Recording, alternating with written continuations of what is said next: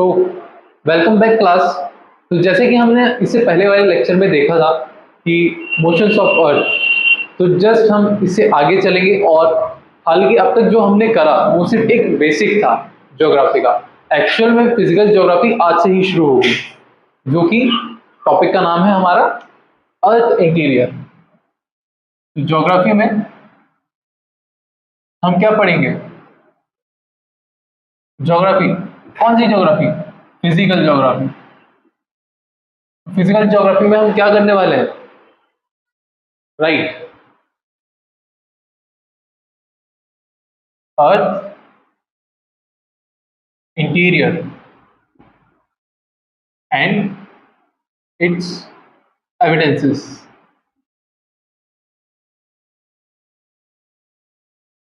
अच्छा ठीक है सर, मैं अर्थ इंटीरियर पढ़ने की हमें क्या क्या नीड है? अर्थ के इंटीरियर हमें क्यों पढ़ना जरूरी है? ठीक है, चलो। एक रॉक है, कहाँ से? अर्थ के इंटीरियर से है। ठीक है, रॉक बाद में किस में कन्वर्ट हो जाएगी? Soil, right. फिर सॉइल के बाद सॉइल कहाँ यूज होती है?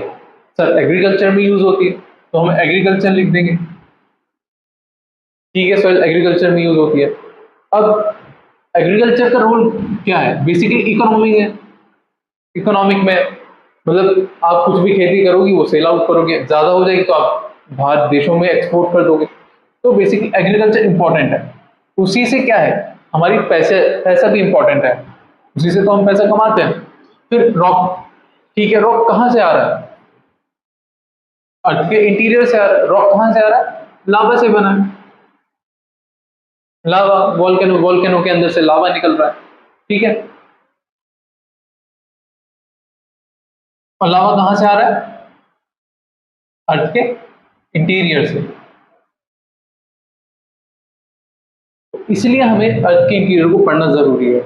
हम अर्थ के इंटीरियर को पढ़ेंगे और सारी चीजें कनेक्टेड है आपस में। कनेक्टेड है इसका मतलब हमें पढ़ने में आसानी रहेगी और रिवाइज करने में भी हमें आसानी होगी।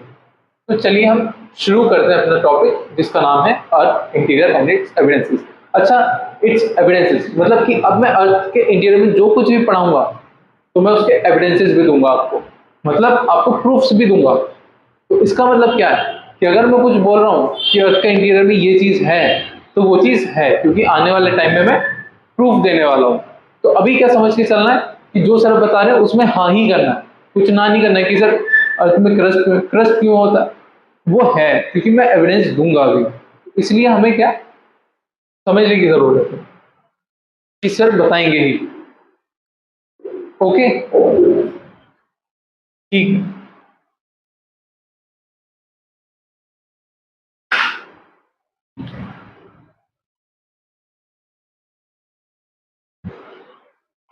जस्ट अब हम देखते हैं कि अर्थ का इंटीरियर क्या होता है। सबसे पहली बात, ये क्या है? एक सर्कल है, राइट। लेकिन सर्कल छोड़ो, मैं इसे बोलता हूँ क्या, ये एक पिज्जा का स्लाइस है, पिज्जा है। तो जस्ट मुझे अगर ये पिज्जा टेस्ट करना है तो मैं इसे खाऊंगा, जाहिर सी बात है। मैंने इस पे पिज्जा का एक स्लाइस ले लिया और बाकी मैंने अपने दोस्तों को दे दिया, बाकी के बचे मैंने अपने दोस्त को दे दिए। जब मैं ये स्लाइस खाऊंगा पिज्जा का, तो क्या मैं ये बता सकता हूँ कि ये पूरा पिज्जा कैसा है, टेस्टी है या फिर कैसा भी है, बेकार है? बता सकता हूँ सिर्फ एक स्लाइस खा करके। ठीक है, तो मैं क्या कहना चाह रहा हूँ, अब हमें अर्थ का इंटीरियर पढ़ने जा रहे हैं, तो अब हम जस्ट पूरी अर्थ का एक स्लाइस लेंगे, सिर्फ ये वाला पोर्शन या ये वाला, कोई भी एक स्लाइस लेंगे हम अर्थ में से। तो उससे क्या होगा, हम अर्थ के इंटीरियर को पढ़ेंगे तो हमें भी ये पता चलेगा कि पूरी अर्थ सेम ही है। ठीक है, अब हम अर्थ के इंटीरियर में जाते हैं। अच्छा, अर्थ का इंटीरियर, ठीक है सर, आपने बोला अर्थ का इंटीरियर, ठीक है, हम पढ़ते हैं अर्थ के इंटीरियर के बारे में। अब ठीक है, अब मैं जस्ट उस स्लाइस को यहाँ पे बाहर निकाल लेता हूँ। ठीक है, अब हम इसमें जो है लेवल 1 को हम पढ़ रहे हैं, मतलब हम बहुत बेसिक लेवल से शुरू करेंगे, जो सस्ता विज्ञान हमने पढ़ा होगा, बिल्कुल बेसिक। क्या ये जानते हैं हम ये क्या है? Crust, mental, core. क्या इतना जानते हैं हम? हाँ सर, हमने बचपन में पढ़ा है कि अर्थ के इंटीरियर में उन्हें 3 भागों में डिवाइड किया गया है। पहला क्रस्ट, मेंटल और कोर। ठीक है सर, अभी हम देखेंगे इसमें बिल्कुल बेसिक लेवल कि अर्थ के इंटीरियर में जब हम खोद रहे हैं तो क्या क्या चीज़ें हमें मिल रही हैं। अच्छा, 3 लेयर्स में ये डिवाइडेड है, इसका मतलब कि अर्थ के अंदर कुछ ऐसी चीज़ तो है जिससे हमें अलग अलग लेयर्स बनानी पड़ी, राइट। ठीक है, अभी हम देखते हैं क्रस्ट, हमारा क्रस्ट कितना है। अगर मैं बोलूं 0 से 34 किलोमीटर, 0 से 34 किलोमीटर क्या है, हमारा क्रस्ट है। ठीक है, अगर मैं आपसे बोलूं कि आप अभी यहाँ जहाँ पे मैं खड़ा हूँ, अगर मैं इससे नीचे को 34 किलोमीटर नीचे जाऊं तो मेरे को वहां पे क्या मिलेगा, क्रस्ट। 0 से 34 के बीच में वो पूरा क्रस्ट में आता है। ठीक है सर, इतनी बात समझ में आ गई हमें। ठीक है सर, अब मेंटल का क्या है। मेंटल 2900 किलोमीटर, मतलब 2900 किलोमीटर। कहाँ से जाऊंगा मैं, 34 किलोमीटर से।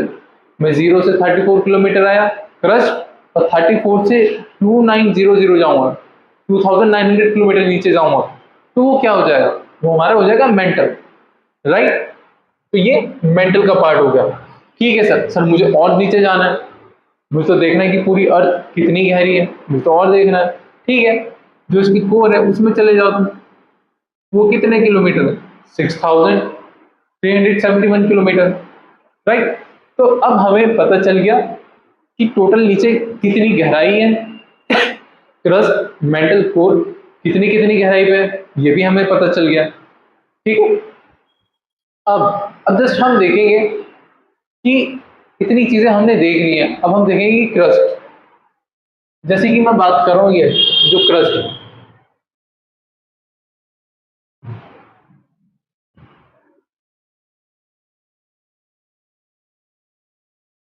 यहाँ पे ये मैंने क्या लगा दिया, पेड़, जिस पेड़ लगा दिया। अब यहाँ पे ये क्या है, पानी, पानी है यहाँ पे, राइट। अब देखो ये जो क्रस्ट है पूरा, पेड़ के नीचे वाला मतलब जमीन के नीचे वाला, और पानी के नीचे वाला, मतलब क्या कहना चाह रहे हैं सर, क्रस्ट 2 तरीके के हैं।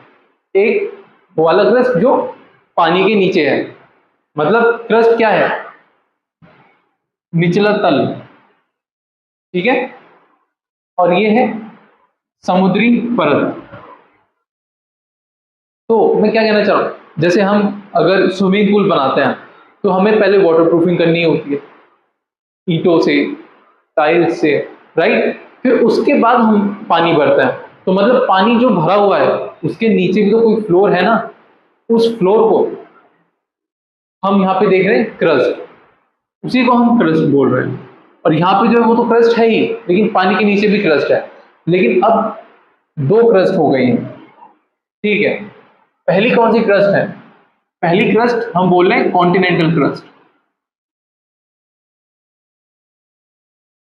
कॉन्टिनेंटल क्रस्ट कौन सी, कॉन्टिनेंटल क्रस्ट जो भूमि है जिसमें पानी नहीं है। अगर सपोज बहुत टाइम बाद अगर यहाँ से पानी सूख गया, सब बहुत साल हो गए यहाँ पे पानी है ही नहीं पूरा, तो इसके नीचे क्या होगा इसके नीचे क्रस्ट वही रहेगा, मिनरल्स वही रहेंगे। कौन सा वाले, जो कॉन्टिनेंट के अंदर है। अब जो ओशन है, ये सब ओशन है पूरा वर्ल्ड में, उसके नीचे भी फ्लोर है, तो उसको क्या बोल रहे हैं हम, उसको बोल रहे हैं हम ओशनिक क्रस्ट। ओशनिक क्रस्ट समझ में आया। ठीक है, अब तक सर ने क्या बताया, सर ने ये बताया कि सर 2 तरीके के क्रस्ट भी होता है। जैसे यहाँ पे पानी है, तो क्रस्ट, पहला क्रस्ट कौन सा है, कॉन्टिनेंटल क्रस्ट। और सर दूसरा क्रस्ट है ओशनिक क्रस्ट। क्या इतना हमें समझ में आया। ठीक है, तो अब तक हमने क्या देखा, अब तक हमने अर्थ का इंटीरियर देखा। अर्थ के इंटीरियर में हमने देखा कि अर्थ के इंटीरियर में कुछ तो ऐसी चीज है कि हमें 3 चीजों में उसे डिवाइड करना पड़ा। पहला, अगर हम 0 से 34 किलोमीटर जा रहे हैं तो उस पहली लेयर को हम क्या बोल रहे हैं, क्रस्ट, ठीक है। और जो दूसरी लेयर में हम जा रहे हैं कहां से, 34 किलोमीटर से 2900 किलोमीटर जा रहे हैं, तो हम उसे क्या बोल रहे हैं, मेंटल वाला हिस्सा। लेकिन अब हम और नीचे जा रहे हैं गहराई में, तो 2900 किलोमीटर से 6371 किलोमीटर क्या है, वो कोर है। तो अब हमें पता चल गया कि कोर कितने किलोमीटर से कितने किलोमीटर तक है, मेंटल कितने किलोमीटर से कितने किलोमीटर तक, और कोर भी। तो अब हमें पता चल गया कि तीनों चीजें अर्थ के इंटीरियर में है। और हमने अब ये भी देखा कि जो क्रस्ट है, सर क्रस्ट जो है वो दो पार्ट में डिवाइडेड है, एक कॉन्टिनेंटल क्रस्ट है और एक ओशनिक क्रस्ट है। ओशनिक क्रस्ट कौन सा है, जो जहाँ पे पानी भरा हो, जो ओशन है, ओशन के नीचे वाला जो फ्लोर है उसे हम ओशनिक क्रस्ट बोल रहे हैं। लेकिन जो जहाँ पे पेड़ है, जहाँ पे सब लोग रह रहे हैं, वहां पे क्या है, वहां पे कॉन्टिनेंटल क्रस्ट है, राइट, ठीक है। अब जैसे हमने इसमें क्रस्ट भी देख लिया दो तरीके, अब हम इसमें मिनरल्स की तरफ बढ़ते हैं। आखिर इसमें मिनरल्स कौन कौन से होते हैं, ठीक है, मिनरल्स की तरफ जाते हैं। इसमें सर मिनरल्स कौन कौन से होते हैं, मतलब जो क्रस्ट है सर, वो हमारा क्रस्ट जो है वो अलग अलग तरीके से हमने इसे नाम क्यों दिया, ये दिमाग में आया तो होगा कि सर ओशनिक क्रस्ट आप अलग बोल रहे हैं, कॉन्टिनेंटल क्रस्ट अलग बोल रहे हैं, ऐसा क्यों बोल रहे हैं सर। तो मैं इसलिए इसे ऐसा इसलिए बोल रहा हूँ क्योंकि खनिज जो मिनरल्स हैं उनकी वजह से मिनरल्स डिफरेंट है। जैसे कि अगर मैं बात करूं, ये क्या बनाया मैंने, क्रस्ट मेंटल कोर, ठीक है। अब अगर मैं बात करूं सिर्फ ऊपर वाले हिस्से की, ऊपर के दो, मतलब सर बात कर रहे हैं क्रस्ट की और मेंटल की, तो क्रस्ट और मेंटल में सबसे ज्यादा क्या चीज मिल रही है, कौन सा मिनरल मिल रहा है, हमें मिल रहा है सिलिका। सिलिका सबसे ज्यादा है इन दो चीजों में, क्रस्ट में और मेंटल में, ठीक है। सर ने बोला मिनरल्स की वजह से इसे डिफरेंशिएट किया गया है, अलग अलग बनाया गया है, क्रस्ट दो तरह के हो गए मिनरल्स की वजह से, मिनरल्स, ठीक है।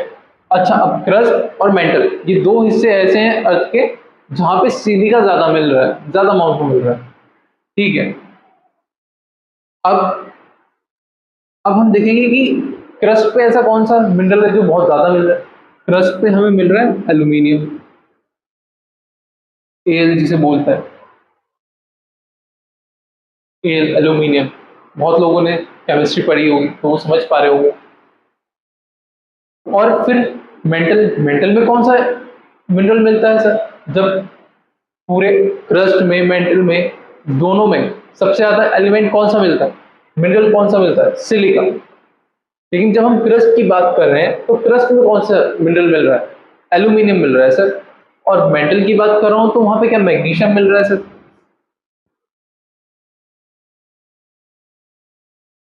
एम में,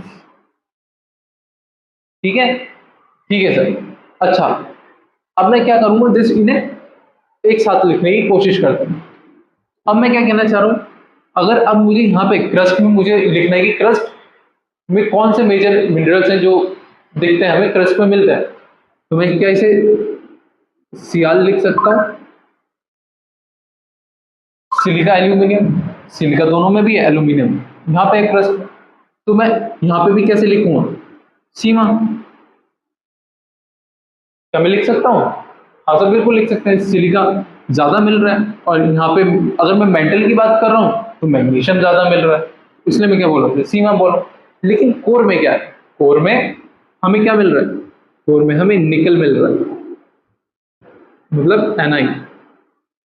और कोर में क्या मिल रहा है हमें, और कोर में हमें मिल रहा है आयरन, Fe। तो क्या मैं इसे ऐसे लिख सकता हूँ, नीफे, क्या मैं इसे ऐसे लिख सकता हूँ, हाँ सर बिल्कुल लिख सकता है। अच्छा सर, आपने तो बोला सर क्रस्ट में तो सियाल मिल रहा है, लेकिन आपने बोला कि क्रस्ट डिफरेंट है, इसमें तो एक ही मिल रहा है। ठीक है, फिलहाल समझाने के लिए मैं आपको बताता हूँ, ये हम आगे वाली क्लासेस में पढ़ेंगे, है ना। सपोज जस्ट ये अर्थ के अंदर वाला हिस्सा है, वॉल्केनो निकलता हुआ देखा है, ये कौन सा हिस्सा है, ये मेंटल का हिस्सा है।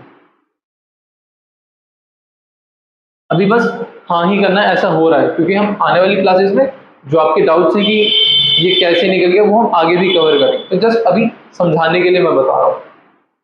जस्ट वॉल्केनो जैसे निकलता है, यहाँ पे जस्ट ऊपर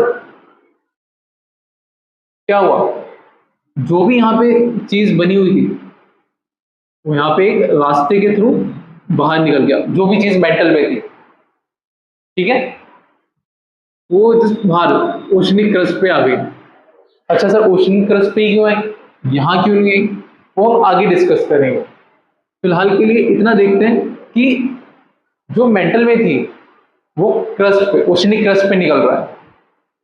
अर्थक्वेक आया, दरार पड़ी, जस्ट वहां से ऊपर की तरफ फ्लो करने लग गया मेंटल में जो भी था। अच्छा, मेंटल में क्या था, सीमा था सर, मेंटल में सीमा था। अब ओशन क्रस्ट में क्या हो गया, ओशन क्रस्ट में भी सीमा हो जाएगा, क्योंकि मिनरल्स तो निकल रहे हैं ना, और वो ऐसे तो है नहीं कि बस निकलते फिर बह गए, ऐसा नहीं है, वो इकट्ठे हो गए, नीचे बैठ गए, ठीक है। तो अब सर क्या कहना चाह रहे हैं, जो क्रस्ट है ओशनिक क्रस्ट, ये कैसा होगा, ये सियाल होगा, लेकिन जो ओशनिक क्रस्ट होगा वो सीमा होगा। इतनी बात समझ में आई, मिनरल्स अलग अलग है, इसीलिए क्रस्ट भी अलग अलग हुई, ओशनिक क्रस्ट और कॉन्टिनेंटल क्रस्ट। इतनी बात हमें क्लियर हुई, यस और नो, हो गई हमें ये बात क्लियर, ठीक है सर। अब हम आगे चलते हैं। तो क्या मैं इस डायग्राम में सीमा लिख सकता हूँ? अच्छा, मैंने यहाँ पे एरो बनाया है, इसका मतलब ये नहीं कि सियाल और सीमा मेंटल में मिलते नहीं, जस्ट मैंने एक एरो बना के लिखा है। लेकिन अब मैं जब सीमा लिख रहा हूँ तो मुझे पता चल रहा है कि पूरे मेंटल में कौन सा मिनरल ज्यादा मिल रहा है, सीमा ज्यादा मिल रहा है। और फिर कोर में कौन सा मिल रहा है, नीचे। जरूरी नहीं है ना कि जो ऊपर ही मिल रहे मिनरल वो नीचे भी मिले, नीचे मिनरल्स चेंज हो गए।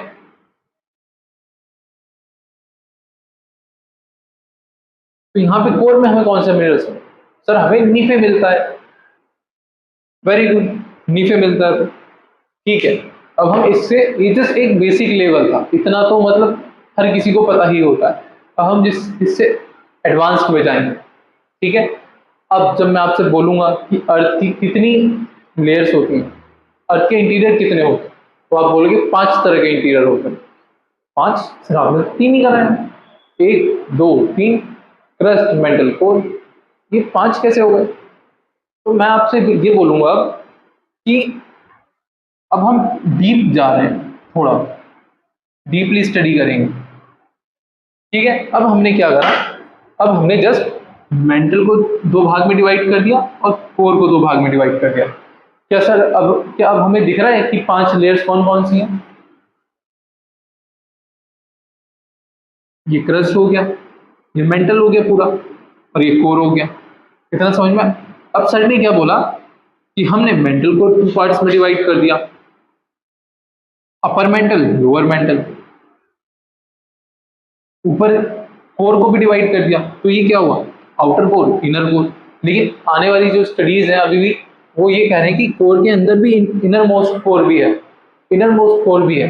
लेकिन अभी हम उसके बारे में बात नहीं करेंगे, क्योंकि अभी हम इसी पे रहते हैं, वो अभी पक्का नहीं है कि होगा या नहीं होगा। तो क्या अब हमें 5 लेयर्स दिख रही है इसमें? हाँ सर, पहली जिसे हम लिथोस्फेयर बोलते हैं, दूसरी जिसे हम एस्थेनोस्फेयर बोलते हैं, तीसरी जिसे मीजोस्फेयर बोलते हैं, चौथी जिसे आउटर बेरिस्फेयर बोलते हैं, पांचवी जिसे इनर बेरिस्फेयर बोलते हैं। क्या अब हमें इसमें 5 लेयर्स दिख रही हैं? जी सर, बिल्कुल दिख रही हैं। लेकिन सर आपने इसके नाम तो लिखे ही नहीं। ठीक है, नाम भी लिख देते हैं, लिथोस्फेयर, एस्थेनोस्फेयर। अच्छा, स्फेयर क्यों लिख रहा हूं मैं? पता चल रहा है ना कि मतलब अर्थ के चारों तरफ है, ठीक है। ये मैंने पहले ही क्लास में भी डिस्कस किया है आपको। अब ये क्या है? ये मीजोस्फेयर है, फिर इसके बाद में आउटर बेरिस्फेयर है,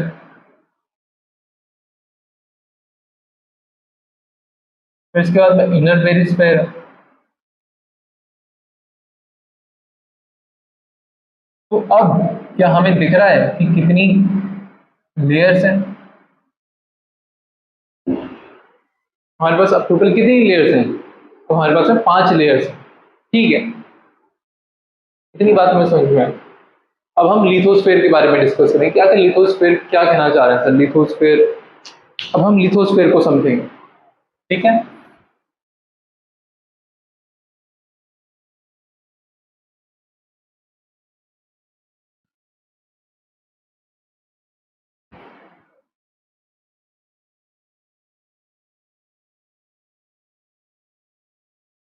तो जैसे कि मैंने बोला, अब हम लिथोस्फेयर को समझेंगे। अब दिमाग में ये सारी चीजें भी चलती रहनी चाहिए। इससे पहले जो मैंने करा है, जस्ट ये एक डायग्राम ऐसा है, इसे डायग्राम को आप बना लो और इसी डायग्राम को देख के हमें सारी चीजें याद हो जाएंगी। इसमें किलोमीटर्स भी लिखे हैं, कहाँ से कौन सी चीज कहाँ तक, मिनरल्स लिखे हैं, क्रस्ट 2 तरीके के होते हैं, वो सब मेंशन है इसमें। अच्छा, अब मैंने आपको बताया कि 5 लेयर्स क्यों है। आपको पता है 5 लेयर्स क्यों? क्योंकि हमने मेंटल और कोर को डिवाइड कर दिया दो पार्ट्स में, अपर मेंटल लोअर मेंटल, इसलिए आउटर कोर और इनर कोर। ठीक है, और बीच में ऊपर क्रस्ट है। लेकिन अब हमने इसे थोड़ा सा अच्छे तरीके से एडवांस में पढ़ने जा रहे हैं। तो अब हम सबसे पहले देखेंगे लिथोस्फेयर के बारे में।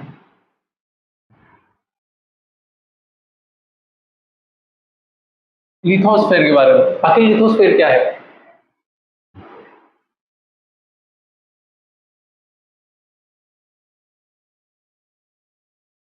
अब यहाँ पे ये मैंने लगा दिया पेड़, और यहाँ पे एक है पानी, वाटर, राइट।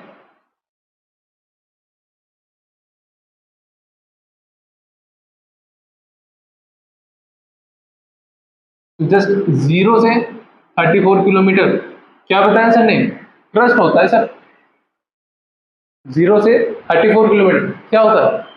क्रस्ट होता है। लेकिन फिर 34 से 100 किलोमीटर अगर हम आएंगे, इसको क्या बोल रहा हूं मैं? लिथोस्फेयर। लिथोस्फेयर क्यों बोल रहे हैं सर? क्योंकि चट्टानें हमें मिल रही हैं 100 किलोमीटर तक। ठीक है सर, चट्टानें मिल रही हैं, लेकिन वो बहुत कॉम्पैक्ट फॉर्म में है, बहुत ज्यादा कॉम्पैक्ट फॉर्म में है। इसलिए हमें क्या मिलता है? अच्छा, जैसे मान लो मैंने आपको बताया था 0 से 34 किलोमीटर तक हमें इसमें क्या मिलेगा? हमें इसमें सॉइल भी मिलेगी और रॉक्स भी मिलेंगे। लेकिन जब हम 34 से नीचे जाएंगे, जैसे कि 34 से नीचे जा रहे हैं, मतलब हम मेंटल में एंटर कर रहे हैं, मेंटल में एंटर कर रहे हैं, कहाँ तक? 100 किलोमीटर तक हम जा रहे हैं।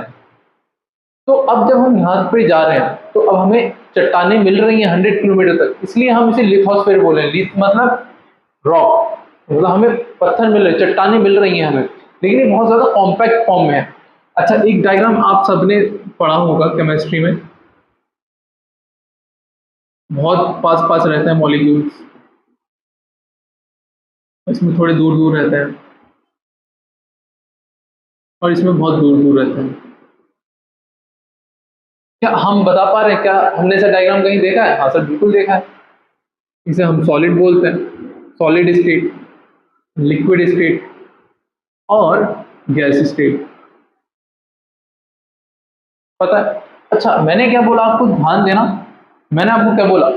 100 किलोमीटर, जब हम 34 किलोमीटर से हम 100 किलोमीटर में जाएंगे, मतलब हम मेंटल में एंटर कर रहे हैं, तो वहां पे जो चट्टानें वो बहुत ठोस है, मतलब कि बहुत कॉम्पैक्ट में है, बहुत सारी हैं। तो इसलिए क्या हो गया यहाँ पे सर? इसका मतलब ये सॉलिड है, सॉलिड स्टेट में, सॉलिड फॉर्म में है ये। समझ पा रहे हैं? ये किस फॉर्म में? सॉलिड फॉर्म में है। जस्ट अगर मैं आपको बताऊं इसमें मिनरल कौन सा मिलेगा, तो वो मिनरल हमें कौन सा मिलेगा? हमें इसमें सियाल मिलेगा। ठीक है, सियाल क्यों मिलेगा? क्योंकि क्रस्ट है। और जस्ट एक मान, अभी मैं आपको लिखवाऊंगा तो उसमें और अच्छे से क्लियर मैं करवा दूंगा, फिलहाल के लिए मैं हटा ही देता हूँ। ठीक है, ताकि आपको कंफ्यूजन ना हो। तो जस्ट मैंने लिथोस्फेयर लिखा है, तो मैं अब क्या लिखूंगा लिथोस्फेयर के बारे में? अगर मुझे कुछ लिखना है तो जस्ट मैं ये लिखूंगा कि लिथोस्फेयर कितने से कितने तक होता है। लिथोस्फेयर सर 0 से 100 किलोमीटर तक होता है। यस और नो? वो हमने देखा अभी। ठीक है, तो लिथोस्फेयर कैसे बना? लिथोस्फेयर ये दो चीजों से मिलकर बना है। पहला 0 से 34 किलोमीटर, क्या बोलते हैं हम इसे? क्रस्ट।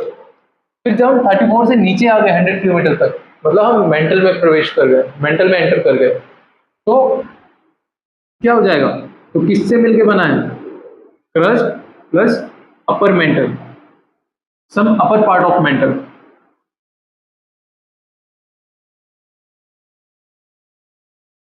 ठीक है, some upper part of mantle. अच्छा, जो मैंने क्रस्ट बोला था उसके नीचे आप क्या लिखोगे, सियाल। ठीक है, और यहीं पे एक पॉइंट लगा के ओशनिक क्रस्ट, ओसी मीन्स ओशनिक क्रस्ट, उसमें क्या मिलता है हमें, सीमा, ताकि हमें याद रहे। ठीक है, तो अब हमें क्या पता चला कि लिथोस्फेयर हम किसे बोल रहे हैं, जो कि क्रस्ट भी है जिसमें अपर पार्ट ऑफ मेंटल भी है।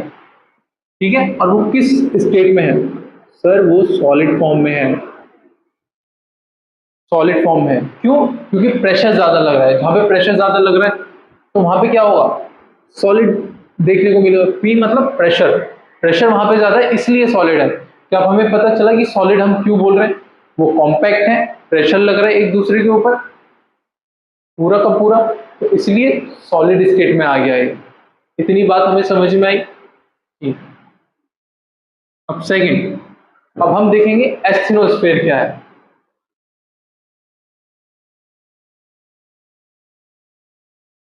एस्थेनोस्फेयर क्या है, ठीक है, अभी हम देखते हैं एस्थेनोस्फेयर क्या चीज है। ओके, देखते हैं सर।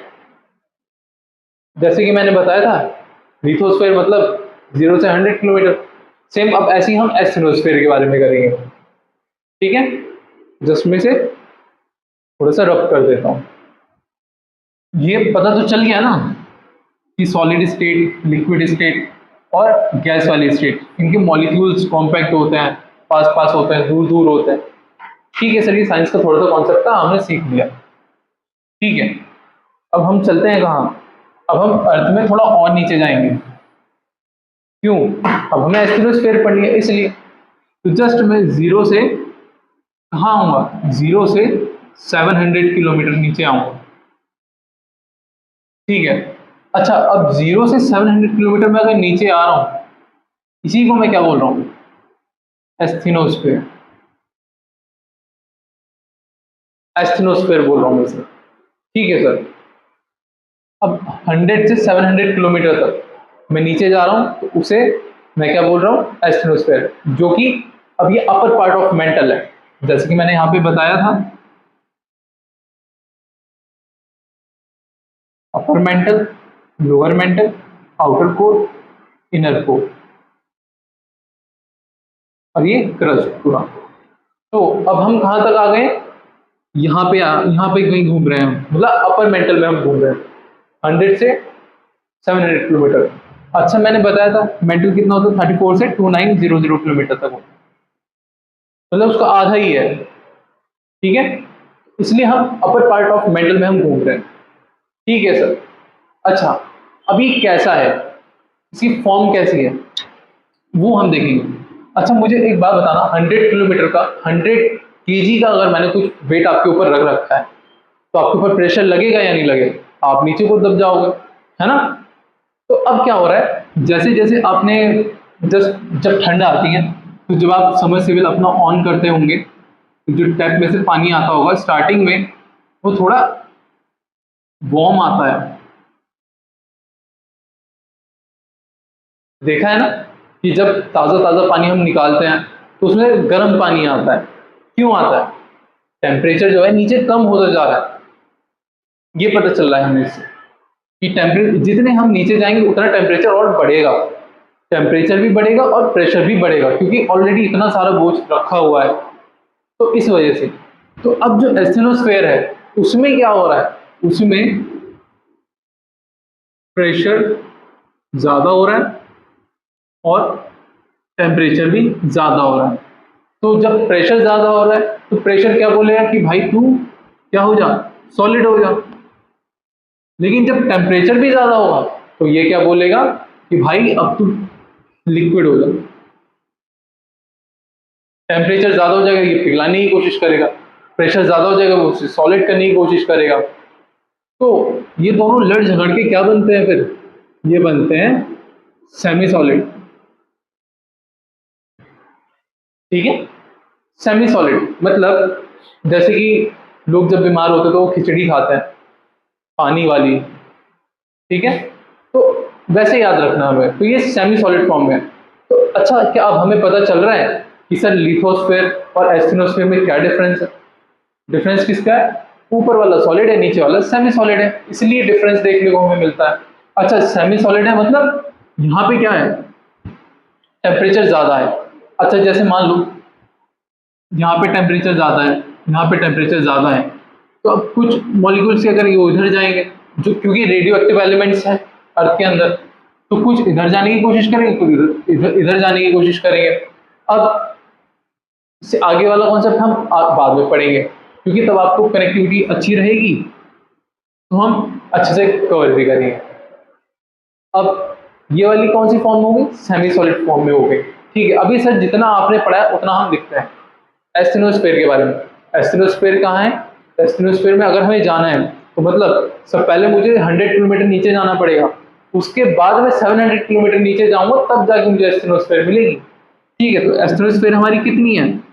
100 से 700 किलोमीटर, ठीक है। और कौन से पोर्शन में आ रही है ये? सर जी ये तो अपर पार्ट ऑफ मेंटल में आ रही है, अपर मेंटल में आ रही है, सिर्फ अपर मेंटल में आ रही है, ठीक है, अपर मेंटल में आ रही है। अच्छा, अब ये मैं यहाँ पे कौन सा मिनरल लिखूंगा जो ज्यादा मिलता है? सर आप यहाँ पे सीमा लिखेंगे, ठीक है, सीमा लिखेंगे। क्यों? क्योंकि सर आपने बताया था मेंटल में सबसे ज्यादा क्या मिलता है? सीमा मिलता है, सिलिका और मैग्नीशियम ज्यादा मिलता है, ठीक है। अब ये कौन सी फॉर्म में है ये भी तो देखना पड़ेगा। सर ये तो सर सेमी सॉलिड फॉर्म में, अभी तो बताया आपने। अच्छा, सेमी सॉलिड फॉर्म में क्यों है ये? क्योंकि प्रेशर भी ज्यादा लग रहा है और टेम्परेचर भी ज्यादा लग रहा है, इसलिए ये सेमी सॉलिड फॉर्म में है। इतना समझ में आया? देखो इजी है, जस्ट ये दो लाइनें हमने अगर लिख ली हैं, याद कर लिए, तो हमें पूरा पता है कि अर्थ के इंटीरियर में कौन सी फॉर्म है, और जो क्वेश्चन बनता है इन्हीं में ही बनता है, इससे अलग कुछ नहीं आता है। जस्ट हमें पता होना चाहिए कि हम जो पढ़ रहे हैं वो हमारे लिए सफिशिएंट है या नहीं है। तो जस्ट जैसे कि मैंने बताया अर्थ के अगर हम अंदर जा रहे हैं तो हमें टेम्परेचर भी क्या मिल रहा है? टेम्परेचर भी हमें ज़्यादा देखने को मिल रहा है, राइट। और फिर प्रेशर तो ज़्यादा ऑलरेडी लग ही रहा है, तो वो क्या कर रहा है, जहाँ पे प्रेशर ज़्यादा लग रहा है वो उसे सॉलिड बनाने की कोशिश कर, जहाँ पे टेम्परेचर ज़्यादा है वो उसे लिक्विड बनाने की कोशिश करेगा, दोनों लड़ झगड़ के वो सेमी सॉलिड फॉर्म में बन जाते हैं। अच्छा सर आपने इतना बताया, ठीक है। अब एक एग्जाम्पल है, ठीक है, वो बताना आप। सपोज ये एक क्या बना रहा हूँ,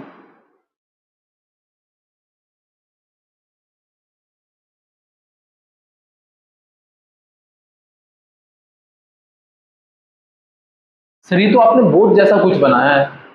हाँ बिल्कुल, ठीक है। क्या अब आप मेरे को बता सकते हो ये कौन सी फॉर्म में है और ये कौन सी फॉर्म में है? वाटर कौन सी फॉर्म में है? लिक्विड। लेकिन शिप जो है वो सॉलिड फॉर्म में है, इतना पता चला। तो सर आप क्या बताना चाह रहे हैं इससे, मतलब शिप से और लिक्विड से क्या मतलब, कुछ समझ ही नहीं आ रहा है। मैं ये बताना चाह रहा हूँ कि लिक्विड के ऊपर सॉलिड चीज हमेशा तैरती है, ठीक है, सॉलिड चीज जो है लिक्विड के ऊपर तैरती है।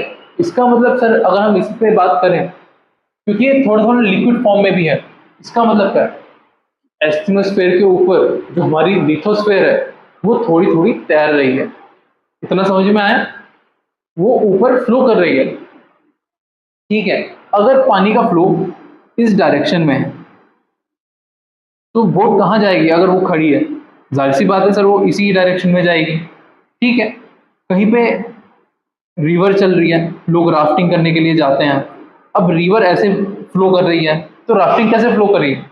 राफ्टिंग भी इधर की तरफ ही जाएगी, मतलब जहां फ्लो होगा रिवर का वहीं पे सॉलिड चीज मूव करेगी। इतनी बात समझ में आएगी भाई? जी सर हमें इतनी बात समझ में आएगी।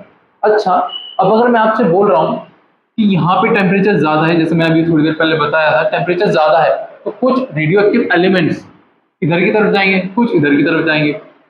तो उन रेडियो एक्टिव एलिमेंट्स इधर जाने की वजह से और इधर जाने की वजह से, तो ऊपर वाला जो लिथोस्फेयर रखा हुआ है वो किस डायरेक्शन में जाएगा, वो इधर भी जाने की कोशिश करेगा और इधर भी जाने की कोशिश करेगा। इसका मतलब ये नहीं है कि अब आप उतर के देखो कि मेरा कौन सा वाला हिस्सा उधर जा रहा है या इधर जा रहा है, नहीं, ये बहुत स्लो मूवमेंट है। तो बहुत ज़्यादा स्लो मूवमेंट है, ये हमें ऐसे नहीं पता चलता है। अच्छा, अब लिथोस्फेयर इधर जा रहा है, इधर भी जा रहा है। अब मैं कोई भी चीज़ को ऐसे करके खींच रहा हूँ, इधर भी जा रहा है और इधर भी जा रहा है, दोनों चीज़ों को खींच रहा हूँ, तो क्या हो रहा है, वो बीच में से ब्रेक हो जाएगा। राइट और रॉन्ग? वो बीच में से क्या होगा, ब्रेक हो जाएगा। ठीक है, तो बीच में से क्या होगा, ब्रेक हो जाएगा।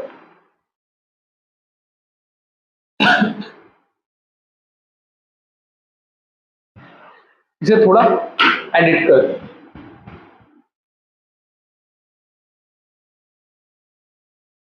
पूरा पानी, ठीक है, ये क्या ट्री है। अब ये क्या हो जाएगा, यहां से पूरा ब्रेक हो जाएगा, और यहाँ पे जो प्रेशर है इसका, जो भी प्रेशर लग रहा है सॉलिड का और टेम्परेचर का, सॉलिड का और लिक्विड का, वो यहाँ से रिलीज हो जाएगा, क्योंकि बीच में से कोई चीज क्रैक हो गई। अब क्रैक पड़ गई है, अच्छा कोई चीज इधर जाएगी, इधर जाएगी, उसी को तो अर्थक्वेक बोलते हैं हम, क्योंकि हिलती है, प्लेट्स, टेक्टोनिक प्लेट्स ऊपर नीचे होती हैं, तब हमें फील क्या होता है, अर्थक्वेक। ठीक है, तो क्या अब आप लोग समझ पा रहे हो कि जो ओशनिक क्रस्ट है वो हम सीमा क्यों ले रहे हैं, क्योंकि मेंटल में से जो भी मॉल्टन मटेरियल है वो सब सरफेस पे आ रहा है, ओशन की सरफेस पे आ रहा है, ओशनिक क्रस्ट की सरफेस पे आ रहा है, इसलिए हमें वहां पे सीमा देखने को मिलता है। ठीक है, तो हमें इतनी चीज तो पता चली कि ठीक है, जो एस्थिनोस्फेयर है यही सबसे ज्यादा इंपॉर्टेंट है, इसी से सारा कुछ हो रहा है। वोल्केनो भी इसी से ही आ रहे हैं, एस्थिनोस्फेयर से। अर्थक्वेक भी एस्थिनोस्फेयर ही लेके आ रहा है। नाम भी इसका दुर्बलता मंडल है, लेकिन काम भी इसके बड़े बड़े हैं, सारा कुछ इसी से ही है। अच्छा, अब मेरे को जो इम्पोर्टेंट मेरे को पढ़ाना था वो मैं सब कुछ पढ़ा चुका हूँ। जो भी आगे हम कॉन्सेप्ट्स पढ़ेंगे वो इससे, जो मैंने पढ़ा है इससे कवर हो जाएगा। लेकिन ये बाकी की 3 भी तो पढ़नी है, ठीक है, ये बाकी की 3 हम पढ़ लेंगे। लेकिन अब जब मैं ये 3 पढ़ाऊंगा तो उसमें हमें सिर्फ यस सर बोलना है, ये नहीं पूछना कैसे सर, नहीं, यस सर। क्यों, क्या लिखा है, एंड इट्स एविडेंसेस, मतलब जो भी मैं बोलूंगा वो प्रूफ मैं दूंगा आने वाली क्लास में। इसका मतलब क्या, जो बोल रहा हूँ वो सही है। अब अगर तब भी नहीं मान रहे हो, क्वेश्चन गलत होगा कि सर वो सर ये सेमी सॉलिड, सर ये तो सॉलिड है। जब क्वेश्चन गलत हो फिर सर सेमी सॉलिड ही है सर, क्यों है सर, पता नहीं सर, लेकिन है सेमी सॉलिड, क्यों, क्वेश्चन गलत हो गया, अब सेमी सॉलिड ही है। तो हमें क्वेश्चन ठीक करने हैं, ठीक है, बस यही है। तो आज की क्लास में हमने क्या देखा, हमने जस्ट अर्थ के इंटीरियर के बारे में पढ़ा कि अर्थ के इंटीरियर एकदम बेसिक लेवल पे गए, फिर हम इससे एडवांस लेवल पे गए, जो कि हमने देखा 5 लेयर्स होती हैं। फिर हमने लिथोस्फेयर के बारे में पढ़ा, एस्थेनोस्फेयर के बारे में हमने पढ़ा। फिर जो मेरे को पढ़ाना है आगे चल के वो इन्हीं से कवर हो जाएगा। लेकिन इसका मतलब ये नहीं कि सर ये पढ़ाएंगे नहीं, छोड़ देंगे, मैं ये भी पढ़ाऊंगा, ये नेक्स्ट क्लास में हम कवर करेंगे, मेसोस्फेयर, आउटर बेरिस्फेयर और इनर बेरिस्फेयर। और ये सब जब हो जाएगा तो मैं अर्थ इंटीरियर एविडेंसेस पे एक जस्ट नोट लिखवा दूंगा, ताकि आपको ये प्रॉब्लम ना हो कि सर मुझे लिखना क्या, आपने इतना सब कुछ तो समझा दिया, अब लिखना क्या, नोट्स मैं बनवा दूंगा, उसकी टेंशन नहीं लेनी है। तो जस्ट आज की क्लास में बस इतना ही। ओके, थैंक यू क्लास, मिलते हैं नेक्स्ट लेक्चर में। Thank you class.